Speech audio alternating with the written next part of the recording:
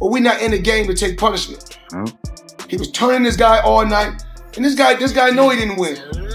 And was he tough? Actually, very tough and rugged.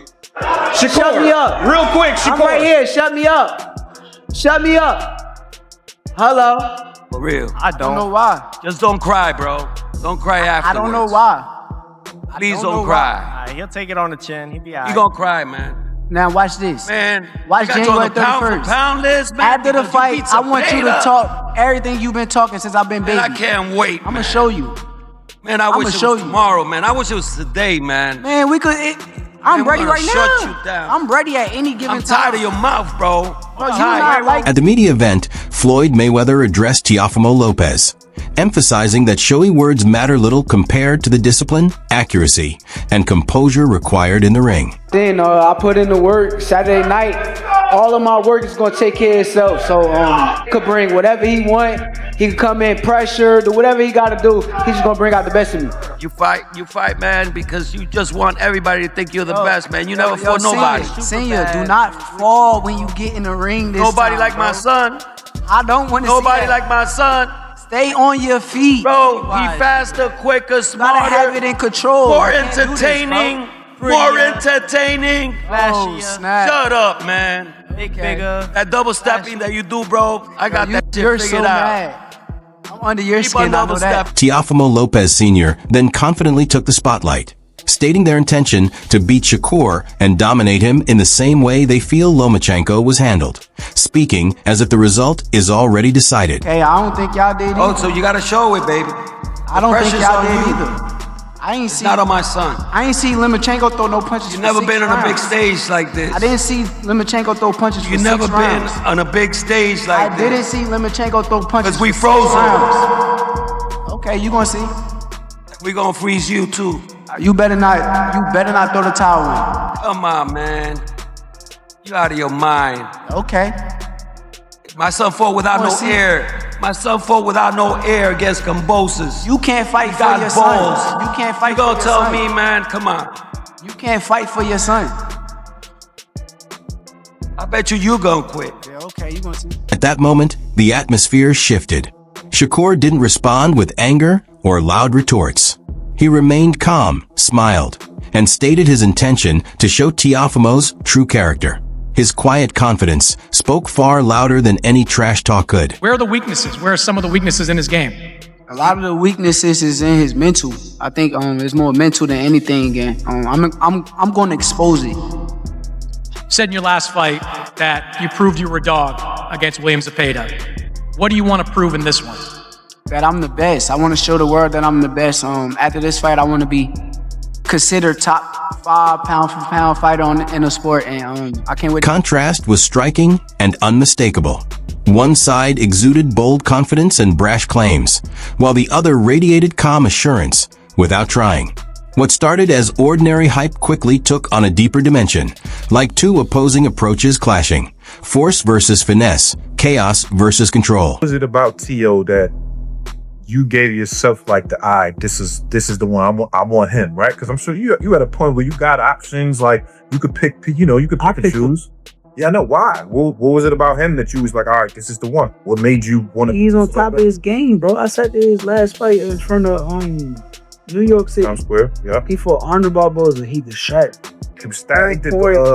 What's my boy name that was dead to? One of the 5-4 Kings, whatever they want to call it. So he on top of his game, bro. So if I see somebody on top of their game, my competitive edge just kick in. It's like, okay, I already vision right then and there that I want to fight him. Like I want to be in front of him and see how my style do with his style. So it's more so just who the best. Both fighters clearly have strong self-confidence. Physically, Teofimo seems to hold an advantage in strength and explosive power, and he's savvy in how he executes at a high level. On the other hand, Shakur comes across as the more cerebral fighter, relying on precise fundamentals and polished technique. He's neither rigid nor predictable, but composed, experienced, and consistently in control of his strategy. You can't be too technical with Shakur. You gotta make it a little ugly. You gotta make it a little ugly. If you try to be too technical with Shakur, it could be too long of a weighted chess match. You know, certain people don't want to see that. They don't want to see pop shots. You know what I mean? They want to see good action. I have yet to see, and I think you could attest with me, I don't think we have seen Shakur face anyone higher than who he's going to face next, and that's of me. So, you know, I definitely, you know, commend him at least for... In my view, he demonstrates exceptional mental discipline. He operates within his limits and avoids taking unnecessary risks. When facing tougher opponents, his bouts can sometimes appear uneventful, which is why some fans criticize his style. That careful, calculated approach is precisely what draws scrutiny. And against Teofimo, I expect him to employ the same measured, safety-first strategy. I think it's time. I think it's really that time for him to really take his first loss and, you know, me whoop his ass to the point where either he quits on the stool or I knock him out. You really believe that, you know, because everyone will say, oh man, Shakur is probably one of the best defensive fighters in the game. You really believe you can stop Shakur Stevenson? Yeah. Being cautious doesn't make him any less sharp or precise. Shakur has a wide array of skills that could carry him to victory, just as Teofimo does. That said, if Teofimo shows up fully prepared and performs like he did against Vasily Lomachenko, I honestly think he would have the upper hand. Did to Lomachenko, and one of the things that I think that gets lost in that fight against Lomachenko is Teo threw more than 100 punches in the final round to make sure he won that fight. Yeah, no question. Even in the loss that he had against Kambosos, where he had a puncture, like he had some medical condition in his esophagus that like was dangerous actually, and it looked like an... After all the talk about styles, strategies, and mental games, Richardson Hitchens cut straight to the point. No hype, no theatrics, just the reality from years in the gym. He emphasized that this isn't something you can fake. Richardson shared that he and Shakur have been connected since childhood, spending countless nights in boxing gyms, training at odd hours, and pushing each other in sparring long before the spotlight ever reached them. Me and Shakur became really close at a young age. I think we was about 13. Yeah. And me and him started off beefing at first, because I was one of the guys that was like, I started boxing a little later than guys like Shakur. I started boxing like 12. Oh, okay. Shakur and them guys was boxing like at 5, 7 years. That's why his perspective matters. When he says Shakur is on another level, it's not casual praise. It comes from first-hand experience. And when Hitchens notes that Teofimo is talented, but doesn't have Shakur's depth in boxing, it isn't meant as a criticism. It's insight from someone who has experienced Shakers timing up close and knows what it takes just to keep pace. At the end of the day, You think it's competitive though? It's close? Yeah, I think it can be competitive. Yeah. You know, Teo is real gifted. Shakur is real defensive. And, you know, I feel like when a fight is super defensive, it can play against you. What stood out was that Richardson never treated this matchup as if it would be easy. He recognized Teofimo's accomplishments and the threat he poses, giving him full credit. Yet, no matter how the conversation shifted, he kept returning to the same point. From a pure boxing perspective, Shakur operates on another level. When he mentioned that Teofimo told him Shakur hasn't faced anyone like him, you could sense Richardson's quiet amusement, as if to say that experience goes both ways. Another key insight was his note that relying too heavily on defense can sometimes become a vulnerability. But he clarified quickly, Shakur isn't just someone who avoids exchanges. He's a top-tier thinker in the ring, constantly analyzing and adjusting in real time. That's a nuance many overlook. And the confidence behind it wasn't loud or flashy.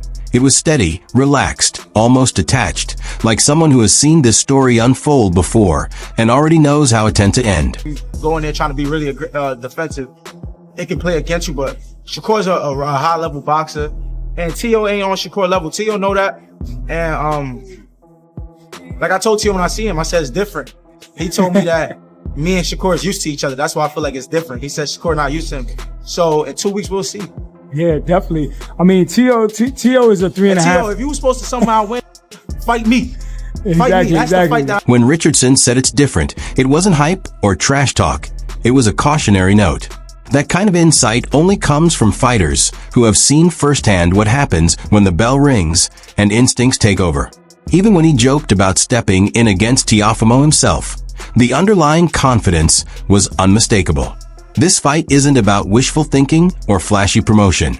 It's about skill showing up exactly when it's needed. Hitchens didn't create drama. He laid out reality. Teofimo has to be flawless for all 12 rounds, while Shakur only has to perform as himself.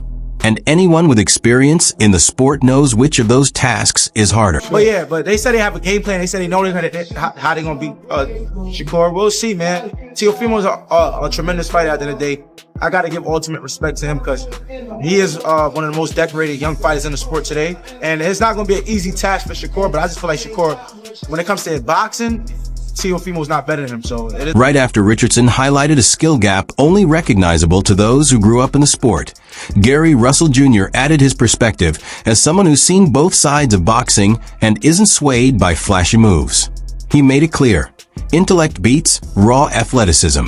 That wasn't a slight against Teofimo, it was a warning. Gary's point was, yes, Teofimo is explosive, talented, and dangerous, but that kind of power doesn't faze someone who knows how to control the ring. At the same time, he didn't suggest Shakur is untouchable.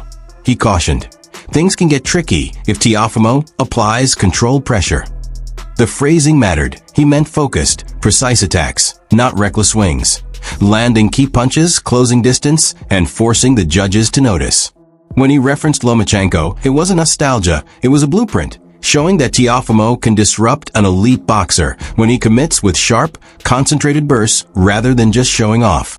Gordo, when he fought Lomachenko, if he fights Shakur the way that he fought Lomachenko, that will somewhat poke holes in Shakur's game as far as allowing him to dictate the ring, dictate the revenue of the ring. You know, he have to mash the gas, like I say, in spurts. Push Shakur in the defensive, make him want to be defensive, make him question when he punches. And another thing, he has the ability to hurt Shakur. I agree with him here, because Shakur isn't looking for long, brawling battles. He wants clear openings, resets, and room to operate. Gary explained that if Teofimo can push Shakur onto the back foot, forcing him to defend rather than dictate, the dynamics of the fight change immediately. And in boxing, perception matters just as much as performance. At the same time, he noted that if Teofimo hesitates or plays too cautiously, Shakur can turn the match into a long, punishing night, feeling like 12 rounds of relentless pressure. The striking point was Gary highlighting that Teofimo has the power to hurt Shakur, but the reverse isn't guaranteed, shifting the risk balance. Even so, he leaned toward Shakur, reasoning that intelligence and strategy often outlast raw bursts of energy. This wasn't indecision, it was nuanced observation. Gary's takeaway is clear. The fight isn't simply about who's stronger. It's about who stays true to their style under pressure. Intellect dominates if chaos is controlled. Chaos prevails if intellect is trapped. That's what makes this matchup unpredictable. It all comes down to the conditions. I always say intellect over athleticism. You know, I will always choose intellect over athleticism. In my personal opinion, if I had to choose somebody, I'm more so leaning towards Shakur. But I still feel as though it's a 50-50 fight. I feel like it's a 50-50 fight. I feel like Shakur, his game plan is to fight the way that he... Right after Gary Russell Jr. broke down the intellect versus chaos dynamic, Gabe Rosado stepped in and made the discussion even more intense, without raising his voice, which is impressive. Gabe pointed out something crucial.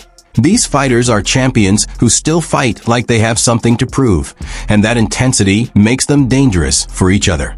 It wasn't praise, it was a warning. When he described the matchup as a high-stakes chess game, it wasn't about patience, it was about tension, because neither Shakur nor Teofimo can coast when pride is on the line. Gabe leaning toward Shakur isn't favoritism, it's based on evidence. He cited the Zapata fight. Shakur didn't just stand there. He absorbed shots, countered, worked the body, and never lost his composure. That's not abandoning his style, it's expanding it. When Gabe mentioned skeptics questioning Shakur's toughness, it was almost laughable. Fans speak loudest when they realize they misjudge someone. Shakur didn't bark, he showed. Gabe was equally honest about Teofimo, calling him phenomenal and acknowledging his explosiveness and drive. You don't last this long in boxing by underestimating real threats. This wasn't hype, it was recognition that if both fighters come in aggressive, the margin for error becomes razor thin. Shoot, man, that's a great matchup. You got two guys, they got great skills, but are both really hungry. It's like they're champions, but they fight like they're prospects or contenders. You know what I'm saying? So I don't see Teofimo taking a step back, and I don't see Shakur taking a step back. Even though they have the ability to box, but I see this being a high intense chess match. You know what I'm saying? Who do I favor? It's tough, man. I think Shakur is a great boxer. Where Gabe really shifted the conversation was when he highlighted the brains behind Shakur, because that's where this matchup starts to feel subtly lopsided. He pointed out that having mentors like Crawford, Ward, and a full championship-level team gives Shakur an edge that punch stats alone can't capture. And he's right. That guidance isn't just advice. It's experience quietly shaping decisions during training camp, mid-round, or in moments of uncertainty. I appreciate that Gabe didn't say Shakur wins simply because he's better. He said Shakur wins because he's prepared in ways Teofimo might not even foresee. You can be athletic, explosive, and skilled, but if your opponent is being sharpened by people who've solved these puzzles before, that's real pressure. Style matchups could be debated endlessly, but Gabe's point is clear. This fight could be influenced long before the bell rings, through preparation, adjustments, and instincts honed over years. That doesn't guarantee victory, but it explains why so many experts favor Shakur. Not because Teofimo can't win, but because Shakur continuously layers his game while remaining true to himself. That combination of drive and elite guidance, it's intimidating. But Teo's that dude too, man. But I would lean a little bit towards Shakur. Why so? Just because he showed a different element in what he did against Cepeda. He showed, all right, y'all want to see me stand in the pocket? I'll stay in the pocket. He stood in the pocket with Cepeda. He broke him down to the body. Yeah, I mean, combinations. Had good defense. Took shots and showed that he could take a punch. So people haven't seen that side of Shakur, and he demonstrated that. So he got the dog in him. So everybody questioned it. Stepping back from the hype, camps, and bravado, this fight comes down to one question. Do you trust discipline more than disruption when everything is on the line? Teofimo brings raw power, athleticism, and that explosive belief that a single moment can change everything. Shakur counters with patience, precision, and a system designed to eliminate openings before they appear. We've heard the confidence, caution, and respect from those who've truly experienced both styles in the ring, and none of it feels rehearsed. That's what makes this matchup dangerous regardless of the outcome. If Teofimo can create chaos on his terms, history shows he can challenge even the best. But if Shakur keeps the fight under his control, momentum quietly collapses. There's no easy answer, only consequences.